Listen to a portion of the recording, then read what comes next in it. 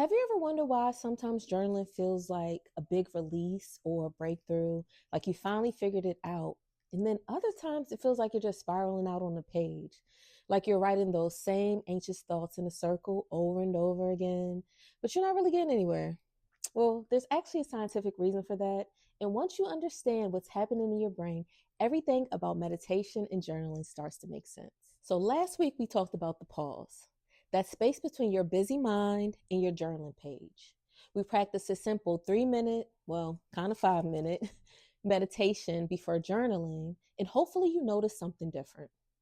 Maybe you wrote something that surprised you. Maybe you just felt more settled, or maybe you still are not quite sure of the difference, but you're curious. Either way, you did it right because the pause isn't about achieving the perfect meditative state. It's simply about creating access to a different part of your brain, and that's what we're going to talk about today. Today, I'm going to show you what actually happens in your brain when you pause before journaling. And I promise we're not going to get over technical or academic, but this is practical neuroscience, the kind that actually helps you understand why this practice works. So by the end of this episode, you'll know one, why journaling from stress causes more stress, what changes in your brain when you meditate first, and how to use this knowledge to access a deeper insight. Hey, I'm Jaleesa, and welcome to week 2 of the pause. Let's talk about your brain. Okay, so here's what happens when you try to journal when you're stressed, anxious, or just even overstimulated. So your brain has this part called the amygdala. So you want to think of it as your alarm system. So its job is to scan for threats and to keep you safe. So when you're stressed, like maybe you had a difficult conversation or you're overwhelmed by your to-do list or you're just scrolling on social media, and we all know the range of emotions that can bring. Well, your amygdala is then activated and officially on high alert. And when the amygdala is running the show, your brain is in what we call reactive mode. You're scanning for problems, you're replaying conversations, you're worried about what might go wrong. So don't get me wrong, reactive mode is great if you're actually in danger. If there's a real threat and you want your amygdala to be alerted, cool. But honestly, the amygdala doesn't create insights. It's not good for making meaning of things. It doesn't help you understand yourself or process emotions in a healthy way. It's a loop. It replays. It's redundant. So when you sit down to journal from that state, what comes out? Exactly. The loop, the worry, the same story your stressed brain has been telling you all day long or month or year, whatever the time frame is. And you end up closing your journal or not even open it, but you don't feel better. You maybe even feel worse because you're just were reinforcing that anxiety loop instead of allowing it to process. Let me give you an example. Let's just say you had a tough conversation with your friend, so you're upset, and you sit down with a journal and you just start writing. Now, there's nothing wrong with this, but just go with me here. It's okay to vent. But I can't believe they said that. Why would they say that? Maybe they don't actually care about me. I should have said this. I should have said that. What if they're mad at me? What if I ruined the friendship? Sound familiar? Well, that's the amygdala. That's the reactive brain journaling. You're not processing the emotions, you're literally just spinning in it. But that's not your fault. That's just what happens when you are journaling from a stressed nervous system. But I'm here to give you hope. I'm telling you, there's a different way. When you pause, when you meditate, even if it's just for a few minutes, something different happens in your brain. You activate your prefrontal cortex. Now, this is the part of the brain that's responsible for reflection, self awareness, emotional regulation, making sense of experiences, even just seeing the bigger picture, or the most important one, responding instead of reacting. This is the part of your brain that creates insights. It helps you to understand patterns. That allows you to have compassion for others, but most importantly, for yourself. You don't need to meditate for hours to access it. Even just a few minutes of intentional breathing, of slowing down and just creating space, that's what starts to shift the brain out of reactive mode and into reflective mode. All right, so what does this look like in practice? Well, let's go back to the example about the difficult conversation with your friend. You're upset, but instead of immediately grabbing your journal, maybe you just pause and sit with it, breathe with it. Don't go calling up your homegirl, homeboy, telling them the story, right? Give your nervous system a chance to settle. You're not trying to solve the problem or figure it out just yet. You just want to create space. So after even just maybe 3 minutes of this, your brain can start to shift. The amygdala can calm down and your prefrontal cortex can kick in. Then you can pick up your journal. And what comes out, it'll be different. Like, I really felt hurt when they said that. I think it touched the old wound about not feeling valued. I reacted strongly because it reminded me of dot dot dot. And actually, I don't think they meant it this way.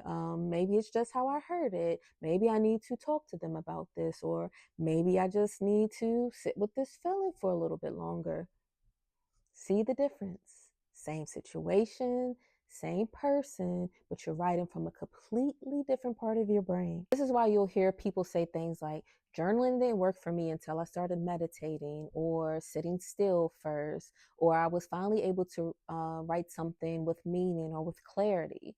That's because the pause creates space between what happened and how you respond to it.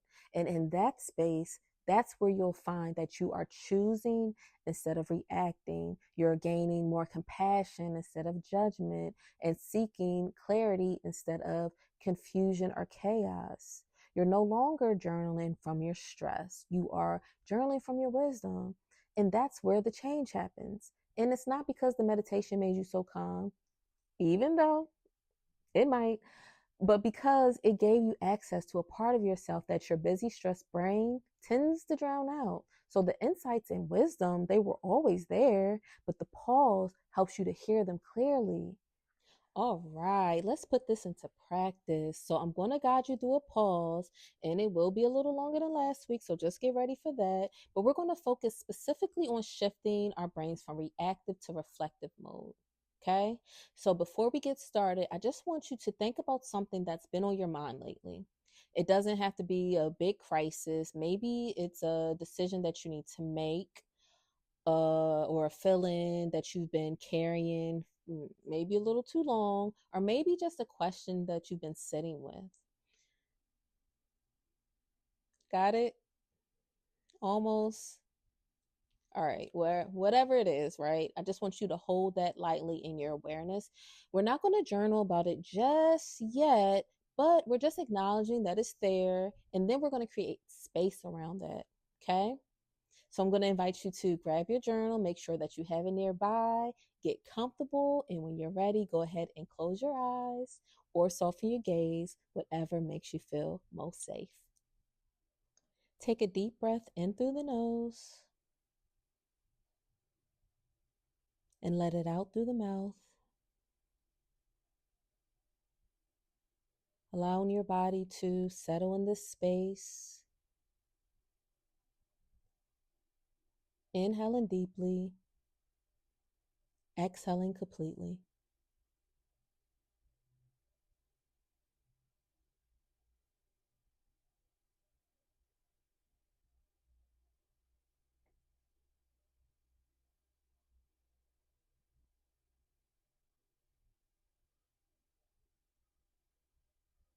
Now slowly let your breath return to its natural pace. You're not trying to breathe in a certain way in this moment. We just want to notice what's already happening.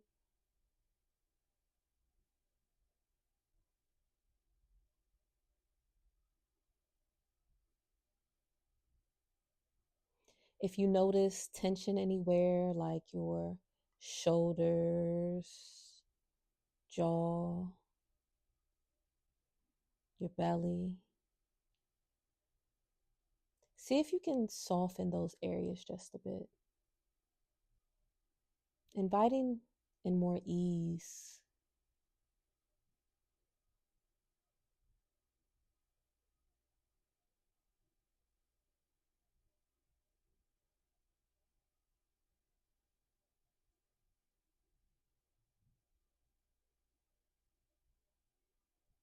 Now bring your mind to that thing you were thinking about, that question, feeling, or situation.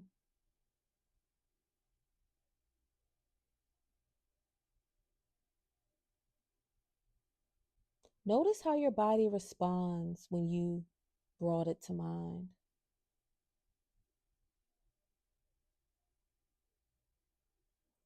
Did the chest tighten?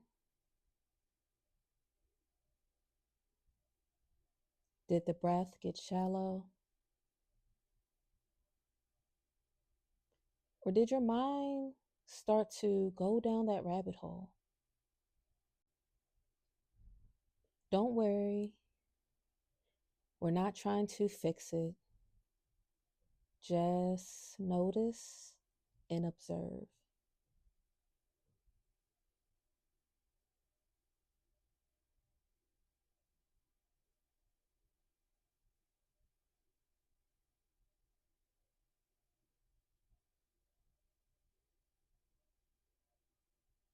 And now gently returning to focusing on the breath for just a few more minutes. Don't worry about that thing that you brought to mind. It's still there. You're not forgetting it or abandoning it. You're just creating some space around it. So come back to the breath and be present.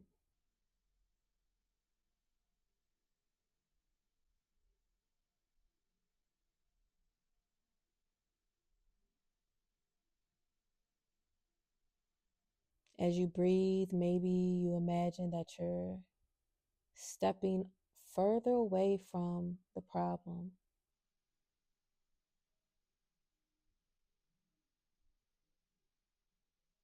And the view is getting wider. It's like you're zooming out on a map.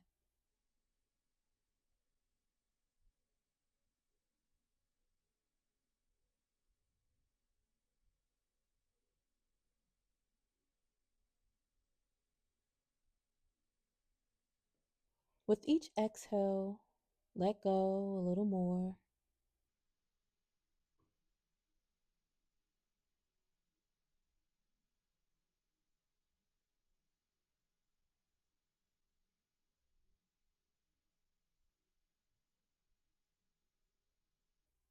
Let go of the need to figure it out right now.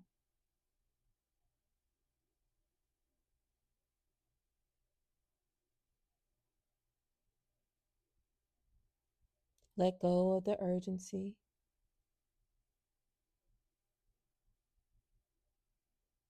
Let go of the story your worried mind has been telling you.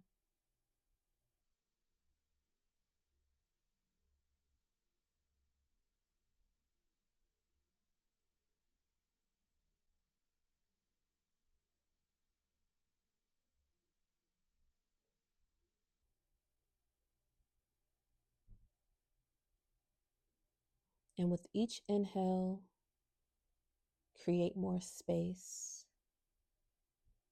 Space for something new. Space for clarity.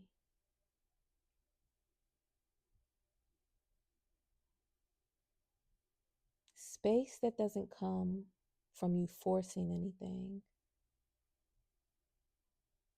but from you allowing more space.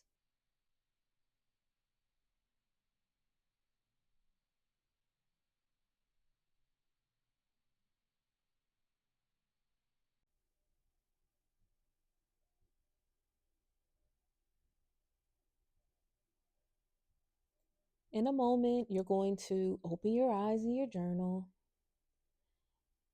And I want you to notice, are you writing from that reactive place or from this quieter, more reflective space? So just take one more deep breath in and a complete exhale out. And when you're ready, I invite you to open your eyes and pick up your journal.